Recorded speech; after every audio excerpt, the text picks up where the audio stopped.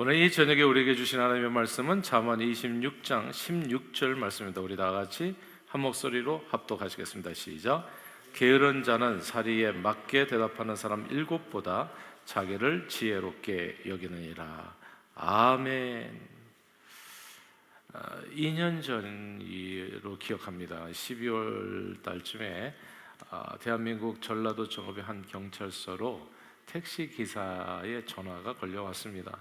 이제 택시 기사는 할아버지와 할머니를 그 버스 터미널 부근에서 내려드렸는데 이 할아버지 할머니가 매우 불안한 모습을 보이고 계속해서 누군가와 휴대전화로 이제 통화를 하는데 그 안절부절하는 모습이 보다 못해서 이제 신고하게 되었다라고 하는 내용이었습니다.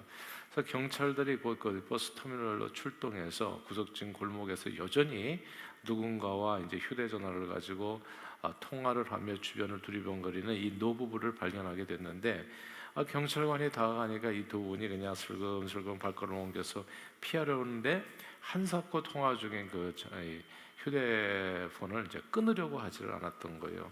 그 모습을 보니까 딱 이게 이제 보이스 피싱이구나라는 사실을 이제 직감한 경찰이 할머니 손에 드는 그 휴대전화를 이제 강제로 빼앗듯이 해서 확인해 보니까 이제 그때까지 1시간 가까이 누군가와 이제 통화 중이었던 겁니다. 전화를 경찰에게 빼앗긴 할머니는 바닥에 주저앉아서 딸이 납치되어서 이제 죽게 되었는데 경찰 부르면 안 된다고 그랬는데 이제 우리 딸이 죽게 됐다고 막 우시는 거였어요. 이제 함께 있던 할아버지는 이제 품속에서 이제 5천만 원 현찰을 갖다가 이제 돈다발을 안고 있었던 겁니다. 이제 보이스 피싱을 직감한 이제 경찰이 딸에게 전화를 걸은 겁니다. 그 현장에서. 그래서 딸이 진짜 납치되지 않은 거거든요. 회사에서 멀쩡하게 일하고 있는 딸. 그래서 이제 통화를 하게 했는데 이 노부부가 요즘 뭐 AI가 발달해서 그런지 이게 똑같은 목소리, 딸의 목소리. 그러니까 이제 통화를 했는데도 불구하고 우리 진짜 딸은 우리 딸이 아닌 것 같다고 이제 믿지를 않는 거예요. 그래서 오히려 빨리 가야 된다고, 내 딸이 죽는다고 현장을 막 피하는데 급급했던 겁니다. 할 수 없이 이제 경찰이 다시 딸에게 전화해가지고 영상 통화를 좀 해달라. 그래서 이제 얼굴을 보면서 회사 사무실도 보여주고 이제 일하고 있는 모습을 보여주면서 부모하고 이제 대화를 하게 하니까 그제서야 이제 노부부가 이제 마음에 이제 안정을 되찾아간 겁니다. 경찰은 혹시 또 범죄 조직이 또 전화를 해가지고 어떻게 마음을 흔들어 놓을지 모르니까 딸이 있는 데까지 이제 택시 기사를 태워가지고 이제 노부부를 보내는데 절대 중간에 내려달라고 해서 내려주지 말고 딸이 있는데 서로 만나는 것까지 봐달라. 이제 이렇게 해가지고 이 택시 기사와 경찰이 신속한 대응으로 이제 구원을 받게 된 겁니다. 이 보이스 피싱 그 사기범들의 사기 수법은 전화를 중간에 끊지 못하게 하는 거잖아요. 전화를 끊지 못하게 하는 거. 한번 딱 미끼를 물면 그 끝까지 에워싸서 잡아 올리듯이 사기범분들은 이제 미끼를 본 피해자들을 다른 사람들로부터 완전히 단절시키고 마침내 그 피해자가 가진 돈이나 소유를 빼앗을 때까지 이제 자기들 말만 듣고 이제 따르게 하는 겁니다. 어느 순간이든지 보세요. 어느 순간이든지 피해자가 단 한 번만이라도 주변 사람들에게 제대로만 물어봤으면 사기를 당하지 않을 수 있었을 텐데 보통 사기를 당하는 경우는 그냥 자기 자신 어떤 주관적인 판단을 믿고 아무하고도 상의하지 않는 경우예요. 그래서 이게 그 결혼할 때 제가 항상 이제 그 메리지 카운슬링 할 때 꼭 얘기를 해줘요. 제발 돈 빌려주는 거 남편 모르게 아내 모르게 하지 마세요. 큰일 납니다. 저는 그거 경험했었거든요. 예전에 제가 섬겼던 교회에서 나중에 보니까 거기에 신실하게 섬겼던 아내가 이제 스스로 목숨을 끊었어요. 젊은 분이셨는데 내가 너무너무 큰 충격을 받았어요. 그 멀쩡했던 분이 열심히 신앙생활을 했는데 왜 목숨을 끊었나 했더니 딴 게 아니라 남편 모르게 거액의 돈을 빌려준 거예요. 그리고 그 돈을 사기당한 겁니다. 그러니까 이게 부부한테 비밀이 있으면 안 돼. 이거 그래서 제가 항상 메리지 카운슬링에 얘기해줘요. 특별히 돈 문제는 부부간에 그러니까 자꾸 이렇게 뭐라 그럴까 이제 비밀 잔고를 만드는 경우가 있잖아요. 비자금들을 만들어 가지고 아내를 위해서 쓰기 위해서 비자금을 만드는 건 누가 뭐라고 하겠어요. 근데 그게 아닌 경우에 이제 문제가 되는 거죠. 그러니까 그 또 다 이게 남편과 아내가 아는 그 돈을 갖다가 몰래 빼가지고 누군가를 도와준다든지 이렇게 아내 모르게 남편 모르게 했을 때 반드시 문제가 돼요. 그러니까 서로가 꼭 알게 하고 물어봐야 된다는 거. 그게 이제 내 자신을 지킬 수 있는 길인데, 딱 한 사람에게만 물어봤어도 그건 좀 이상한 것 같다 이래가지고 거기 빠지지 않는데, 이게 이제 사기범들은 다 누구하고도 얘기하지 말라고 얘기하거든. 얘기하면 다 죽는다고. 그래가지고 딱 이렇게 가둬놓고, 일단은 그 함정 안에 딱 가둬놓고 외부와의 모든 통화를 갖다가 단절시켜 놓고, 소통을 단절시켜 놓고 그 다음에 잡아먹는 거거든요. 그러니까 이게 꼭 다른 사람에게 오피니언을 물어보는 게 굉장히 내 자신을 지키는 길이라, 이제 그 말씀이 오늘 본문에 나오는 거예요. 26장 16절을 다시 한번 읽어볼까요? 26장 16절입니다. 시작. 게으른 자는 사리에 맞게 대답하는 사람 7보다 자기를 지혜롭게 여기느니라. 아멘.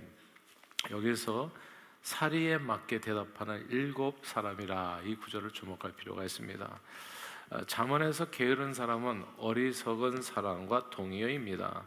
그렇다면 오늘 본문 말씀은 게으른 사람, 즉 어리석은 사람은 사리에 맞게 대답하는 여러 명의 전문가의 말을 무시하고 자기 자신을 신뢰한다, 자기 자신을 더 지혜롭게 여긴다라고 이해할 수 있습니다. 그러나 어떤 분야의 전문가의 말을 무시하고 자기 생각만을 쫓아서 행하게 되면 자기 자신의 생각과 판단, 주관적인 생각과 판단을 그걸 최고로 생각하고 다른 사람과 소통을 하지 않으면 이거 반드시 큰 어려움을 당하게 된다. 그래서 부부간에도 반드시 소통을 해가지고 그대가 나를 지켜주고 내가 그대를 지켜주고 이런 관계로 부부를 둔 거거든요. 서로 돕는 배필로. 그러니까 창세기에 부부를 만들어 놓았던 그 하나님의 목적을 잘 이해하고 그대로 살아가면 이렇게 크게 망하는 일은 생기지가 않겠죠. 자, 부부간에도 그렇고 우리가 주변에 많은 사람들을 둔 것은 하나님께서 우리가 혹시라도 사기당할까봐 우리 삶이 누군가에 의해서 피해를 입지 않도록 하기 위해서 하나님께서 여기 성경에 사리에 맞게 대답하는 이제 그 7사람, 7사람이라고 하는 것은 완전 숫자를 얘기하잖아요. 7이라는 숫자는 그렇게 충분히 사람들을 하나님께서 우리 주변에 뒀으니까 제발 사리에 맞게 대답하는 사람들의 얘기를 좀 들어봐라. 스스로를 지혜롭게만 여기지 말고 이렇게 자기 자신을 최고로 지혜롭게 여기고 다른 사람의 얘기를 전혀 듣지 않고 하다 보면 보이스 피싱과 같은 사기에 크게 한번 걸리게 된다. 그래서 인생 망하게 된다라고 하는 경고의 말씀이 되는 겁니다. 지난 코로나 기간 중에 일부 암 환자들 중에서 여러분도 아마 들어보신 분이 계시리라 생각하는데, 개 구충제, 강아지 구충제가 암 치료에 효과가 있다는 말이 돌았던 때가 있었어요. 그래가지고 때 아니게 그냥 개 구충제가 다 그냥 그 약국에서 다 사라지는, 누군가 유튜브에 뭔가 영상 하나 올린 거예요. 개 구충제를 먹어봤더니 뭐 암세포가 좀 사라졌다든지 이게. 그러고 나서부터 일파만파로 소문이 퍼지면서 급기야 시장에서 이 개 구충제가 품귀 현상을 빚게 된 겁니다. 이후에 전문가들이 잇따라서 항암 효과가 없다, 그거 먹으면 오히려 큰 부작용 생기고 이상해진다, 이게 이렇게 계속 항암 효과가 없다고 부정하는 공식 발표를 했지만, 일단 이런데 이렇게 딱 꽂히게 되면 마치 보이스피싱 당한 사람처럼 계속해서 그걸 쫓아가게 되어 있어요. 그래서 환자들의 귀를 닫는 거죠. 전문가의 얘기를 듣지 않은 겁니다. 사리에 맞게 대답하는 7사람, 말을 안 듣는 거예요. 자기 판단이 그냥 옳다, 개 구충제 먹으면 낫는다. 물론 이제 어떤 게 이것도 해보고 저것도 해보고 잘 안 되니까 지푸라기 잡듯이 그런 심정은 이해가 되지만, 정말 호랑이에게 물려가도 정신은 바로 차려야 된다고, 이 전문가의 그때일수록 더욱더 그 말을 듣고 그렇게 행하는 것이 중요하다는 거죠. 예전에 김의신인가요? 그 박사님, 존스 홉킨스의 암 전문이죠. 근데 이분이 항상 하는 얘기가, 한국 분들은 이렇게 누구 사람들의 말을 많이 듣는데요. 그래가지고 주변 말을 들어가지고 이렇게 암세포를 키우는 게 뭐 단백질을 키운다, 뭐 이렇게 지방을 키운다 해가지고 일단 암에 걸리면 사람들이 안 먹는데요, 안 먹는데. 그래가지고 암으로 죽는 게 아니라 굶어 죽는다고 하더라고. 그러니까 오히려 이 암하고 싸우기 위해서는 더 잘 드시고 그러면서 이겨나가야 되는데 이게 전문가의 얘기를 듣기보다는 이제 이렇게 일반적인 다른 얘기를 자꾸 그 얘기를 귀를 기울다 보니까 이제 결국은 이겨나가지를 못하고 중간에 이제 쓰러지는 경우가 너무 많다. 안타까워서 이제 그분이 그렇게 올린 것을 보게 됐어요. 그러나 의료 전문가의 의견을 불신하고 어느 누군가의 주관적인 의견을 맹신하는 것은 큰 재앙을 초래하는 행동이 될 수 있어요.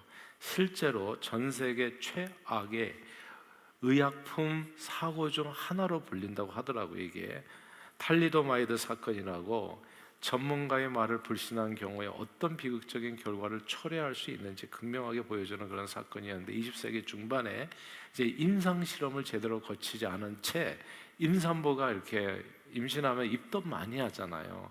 그러니까 입덧을 어떻게 하면 좀 줄일 수 있는가? 그러니까 입덧 치료제로, 입덧 방지용으로 이제 이 탈리도마이드라는 이 약품이 이제 팔려나가기 시작했는데 그 약품으로 인해서 무려 1만 2천 명의 기형아가 태어나게 됐다는 거죠.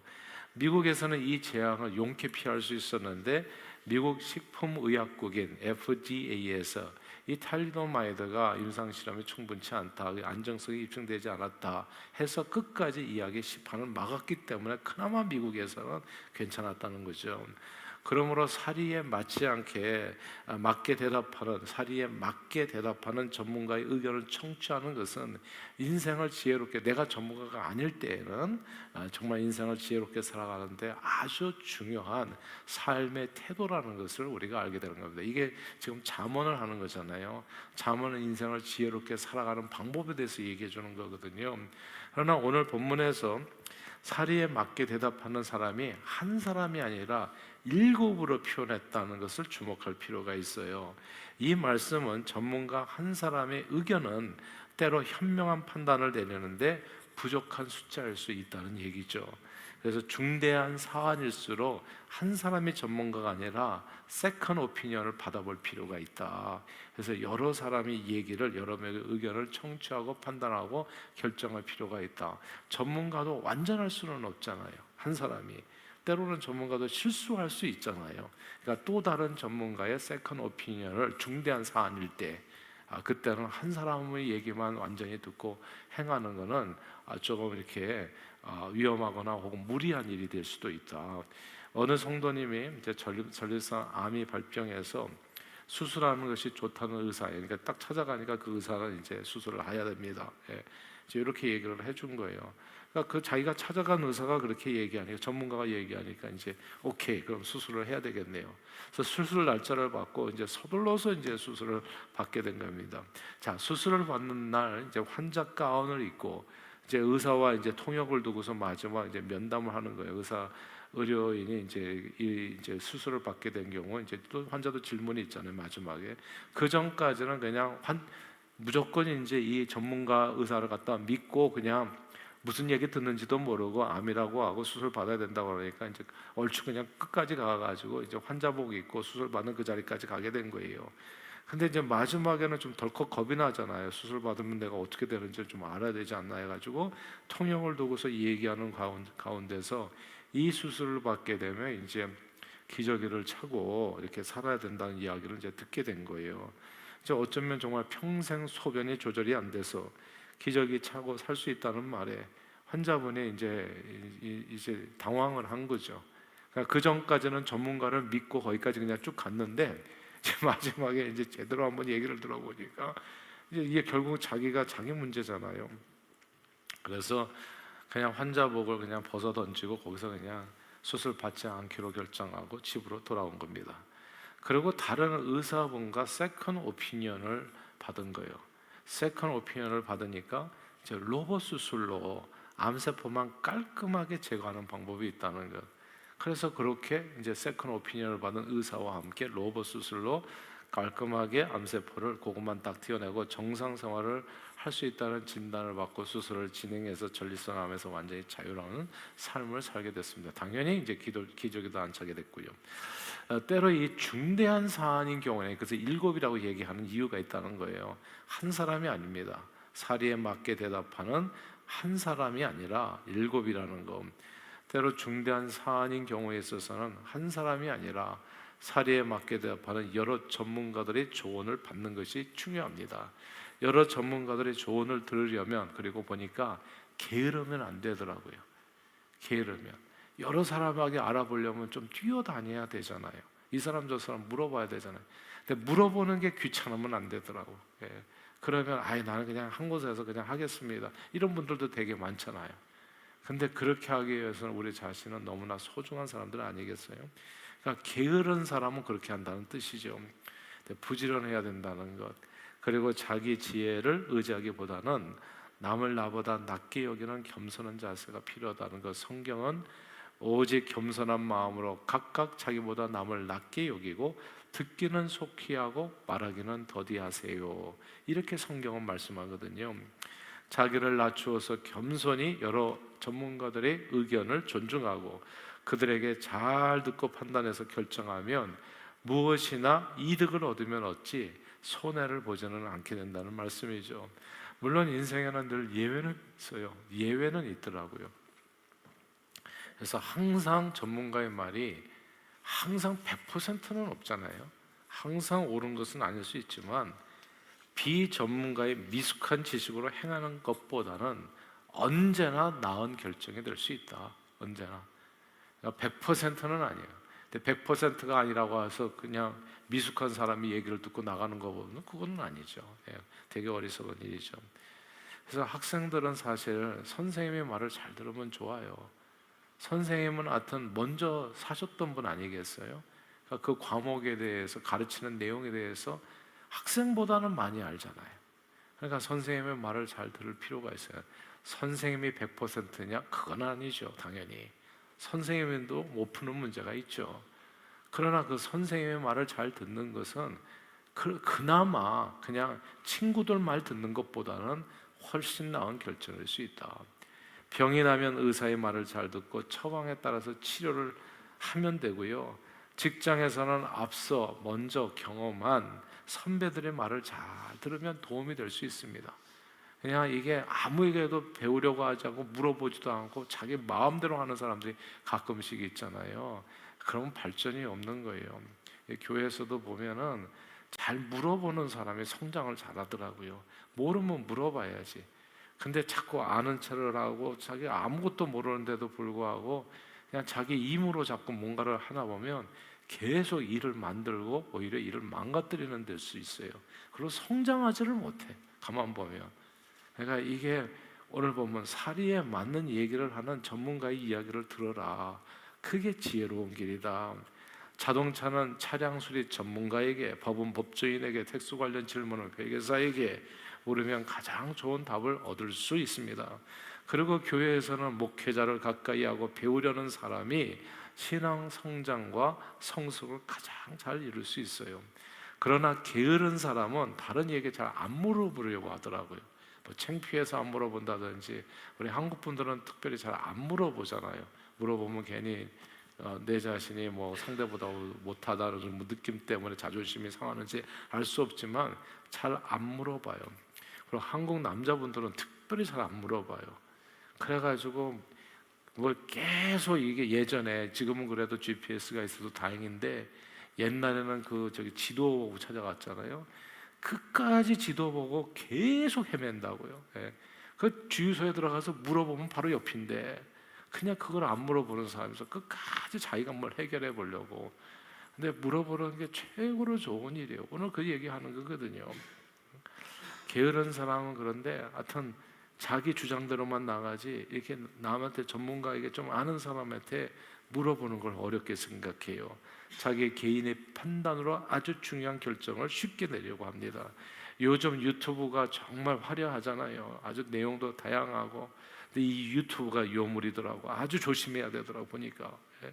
유튜브에 편향적인 내용도 많고요. 잘못된 인포메이션도 가짜 뉴스도 너무 많고요. 그거 보고서 중대한 판단과 결정을 내리는 사람은 진짜 위험한 겁니다. 유튜브가 뭡니까? 누구나 올릴 수 있는 컨텐츠에 저도 올려요. 저도 에브리바디 올릴 수 있는 컨텐츠예요. 근데 누군지도 모르는 사람이 원래 믿거나 말거나 하는 그 유튜브 내용을 과신하게 되는 경우엔 정말 큰 낭패를 당할 수도 있습니다. 반드시 전문가의 검증을 받을 필요가 있다는 것. 한때 그 간헐적 단식이 몸에 좋다고 해가지고 굉장히 많이 유행을 했었어요. 아마 지금도 많이 따라하시는 분들이 계실 거예요. 그러나 간헐적 단식이 모든 사람에게 다 좋은 것은 아니라는 거. 근데 그냥 에브리바디 다 적용하고 그러면 이게 몸이 망가지는 거예요. 그때부터. 특히 나이 들어가지고 근육량이 엄청 줄어드신 분이 간헐적 단식으로 해서 근육이 더 빠지게 되면 다른 문제가 더 생길 수가 있습니다. 나이가 들면은 좀 인격이 있어야 돼요. 제가 보니까 이게 좀 20파운드 정도는 항상 가지고 사셔야 돼. 이건 진짜 I mean it. 왜 20파운드를 얘기하냐면요, 나이가 들면 이런저런 일로 수술을 받는 경우가 반드시 생겨요. 그 수술 받을 때 필요한 파운드가 20파운드예요. 수술을 한번 받으면 20파운드 그냥 빠져요. 근데 그냥 몸을 빼짱구로 만들어 놨다가 거기서 빠지면 피골이 상잡혀서 죽는 거예요. 진짜 비참한 거예요. 그러니까 그냥 살찌는 걸 너무 괴로워하지 마세요. 젊었을 때야 날씬하고 그게 필요하니까. 젊었을 때는 아무리 먹어도 이제 이렇게 몸매가 유지가 되잖아요. 근데 이게 나이가 들어가지고 왜 살이 찌나 봤더니 그 살이 필요한 살이더라고. 보니까 나이 들면 왜 살이 찌나 했더니 그 살이 필요한 살이라서 살이 찌는 거예요. 다 여기다 이제 보관을 다 해두고 있다가 그러다가 여차하면 그걸 사용해야 돼요. 왜냐하면 몸이 병이 나거든요. 비실비실하고. 이거 보세요. 이게 몸이 입맛도 없어지고요. 진짜 그래요. 그러니까 이게 그러면 무슨 체력으로 건지냐고요. 여러분 지방이 이렇게 근육이 되는 거 아세요? 운동하시면. 근데 그 몸을 다 빼버리면 근육이 아무런 몸에 에너지가 없는 거예요. 다 하나님이 알아서 그렇게 조치를 해놓은 내용들이더라고 보니까. 그러니까 거슬려서 살면 안 돼요. 역천자는 망한다고 하나님께서 만들어주신 이 거대한 흐름을, 삶의 그 순천자가 흥한다고 하잖아요. 하나님께서 주신 그 흐름을 너무나 거슬러 가면 안 되더라고요. 아무튼 사람마다 몸이 달라요. 그리고 삶의 습관이 다르기 때문에 다른 사람에게 좋다는 것이 내게 꼭 좋지 않을 수 있어요. 어떤 사람은 홍삼이 안 맞는 사람도 있어요. 꿀이 안 맞는 사람도 있다고요. 근데 남이 다 좋다고 해서 내게 좋은 게 아니에요. 그냥 그거 계속 남이 좋다는 거 먹다가는 몸이 크게 망가질 수도 있습니다. 오래전에 제가 제 경우이기도 한데 아스피린이 심혈관에 좋다는 얘기를 제가 들었잖아요. 저희 아버님이 심혈관 질환으로 고통받다 돌아가셔서 이게 심혈관 질환에 좋다 해가지고 아스피린 아주 작은 거, 가장 작은 거.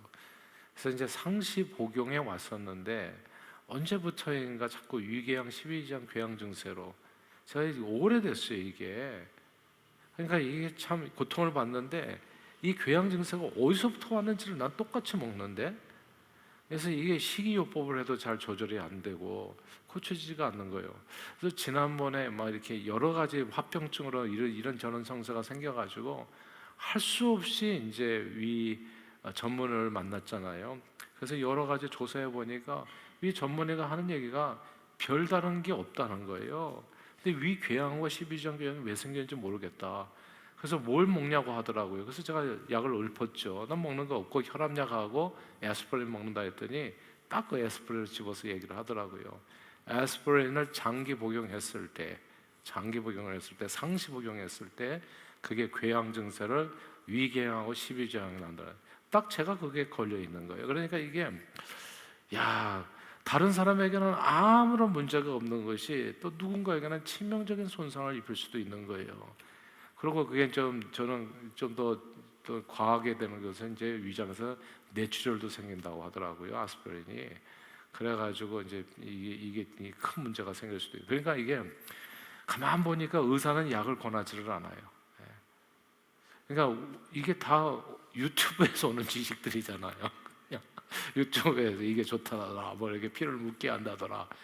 그래가지고 그래서 취해서 하는데 의사들은 그런 걸 권하잖아요. 왜냐하면 부작용이 있는 사람도 있으니까. 괜히 그랬다가 사람이 죽을 일이 어디 있겠어요. 야, 그러니까 사람마다 너무 다른 거예요 보니까. 그러니까 결국은 하루 세 끼 음식 잘 먹고 이게 이거밖에는 없더라. 그러니까 음식으로 못 고치는 병은 그러니까 결국 못 고치는다고 하는 게 틀린 얘기가 아닌 것 같아요. 약이라고 하는 것은 항상 장점도 있지만 장기 복용했을 때는 부작용이 항상 있기 때문에 이런 걸 의지해서 살기는 좀 어려운 것 같더라고요. 그러니까 하루 세 끼 잘 먹고 또 건강하게 또 필요한 만큼 몸 움직이면서 운동 적당히 하시고, 이 운동도 또 무리하시면 안 돼요. 또 누구 얘기 듣고 하루에 연세가 80이 넘으신 분이 그냥 아침부터 저녁까지 뛰다가는 또 관절염을 가지고 또 한 달 동안 누워 계셔야 돼요.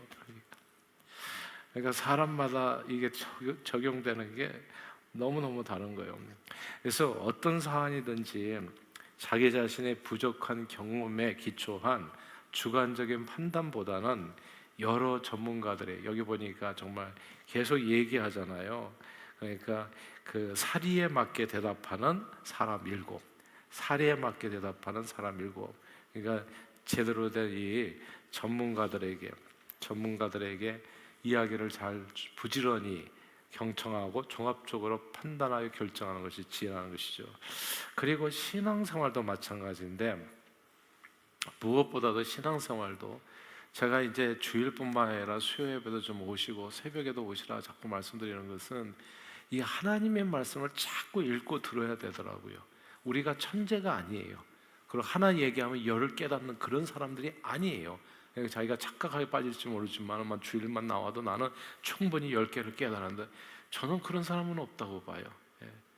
그러니까 이 착각하는 사람이 있을지 모르지만, 그러니까 하나님의 말씀은 들어도 자꾸 잊어버리기 때문에 듣고 또 듣고 자꾸 배워야 됩니다.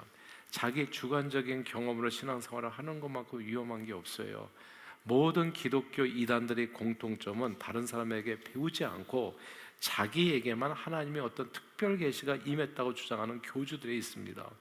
대부분의 이단 교주들은 정상적인 신학교를 나오지 않은 사람들이에요. 여기 몰몬이랄지 이게 다 마찬가지입니다. 정말 여러분들이 놀라실 거예요. 한국의 신천지 통일교 다 마찬가지지만은, 그러니까 이 사람들이 스스로 목사된 사람이에요. 그러니까 목사라고 요즘은 다 부르기가 힘들어요. 그러니까 나목사가 너무 많아요. 나목사가. 근데 아무튼 정상적인 신학교를 나오지 않은 사람, 그러니까 JMS부터 말해가지고 거기는 목사들은 다 누군지 모르겠어요. 하여튼 제대로 된 교회와 교단에서 훈련받지 않은, 간단히 말하자면 비전문가들입니다. 이런 비전문가들로 인해서 오늘날 교회에 미친 해악은 이루 다 말할 수가 없어요. FDA 검증받지 않은 입덧 치료제가 수많은 기형아를 태어나게 한 것처럼 제대로 검증되지 않은 이 교주들이 수많은 기형적인 신앙인을 만들어내기도 하는 거예요. 어떤 신비한 영적 경험을 한 교주 같은 사람이 나만 최고라고 주장하는 그 사이비 교회에서 교육을 받으면 정말 보이스피싱 사기당한 사람처럼 인생에 진짜 완전히 크게 사기당하고 망가질 수 있어요. 그래서 신앙생활을 건강하고 복되게 하기 위해서도 늘 복음적인 교단에 속한 이 교회에서 제대로 검증된 신학교를 졸업한 목회자 아래에서 검증된 성경 공부 자료를 갖고 체계적인 하나님의 말씀에 대한 교육을 받는 게 중요한 겁니다. 체계적인 교육을 받는 게. 그러므로 자기를 낮추어서 각각 다른 사람을 나보다 낮게 여기는 그런 겸손한 자세로 말하기는 더디하고 부지런히 여러 전문가 분들께 듣기는 속히 해서 이 바른 지식과 판단력으로 자신을 구하고 많은 영혼들을 올바른 길로 인도하는 데 쓰임받는 저와 여러분들이 다 되시기를 주 이름으로 축원합니다. 기도하겠습니다. 하나님 아버지, 자기를 낮추어 종의 형체를 가져 죽기까지 복종하신 예수님의 겸손을 배워 늘 나보다 남을 낮게 여기는 겸손한 자세로 범사의 여러 전문가들의 의견을 경청하며 무엇보다도 하나님의 말씀에 귀를 기울여 그 말씀에 기록한 대로 다 지켜 행함으로 말씀 안에 담긴 축복의 언약들을 풍성히 누리며 많은 영혼들을 주님 앞으로 올바르게 인도하는 데 존귀하게 쓰임받는 저희 모두가 되도록 축복해 주옵소서. 예수 그리스도 이름으로 기도합니다. 아멘.